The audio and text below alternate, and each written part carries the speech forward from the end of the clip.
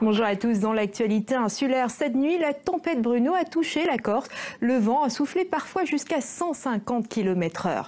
Pas de catastrophe, mais quelques menus dégâts ici et là. Quelques arbres couchés. À Ajaccio, route des Sanguinaires, un câble électrique a cédé.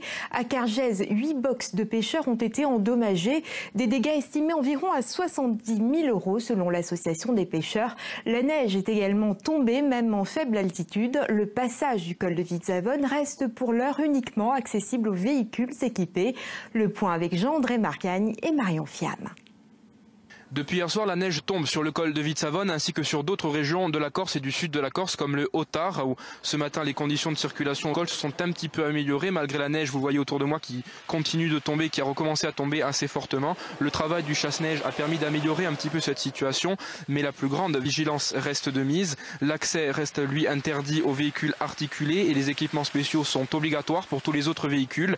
De nombreux automobilistes que nous avons croisés ce matin se sont arrêtés sur le bord de la route pour mettre leurs chaînes ou tout simplement pour profiter de la neige. C'est un peu compliqué, surtout que mettre les chaînes sous la neige, on ne les met pas tous les jours. C'est la première fois que je les mets, donc je suis un peu gelé et un peu stressé de savoir ce qui reste à passer. Donc j'espère que ça va tenir. C'était pour faire un peu de neige avec les amis, il y en a rarement, donc voilà quoi, sympa. Un peu de luge. Un peu de luge, ouais. Pas de ski, mais bon, ça va aller. Hein.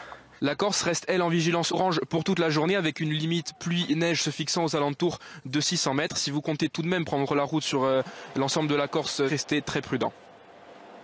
Oui, prudent.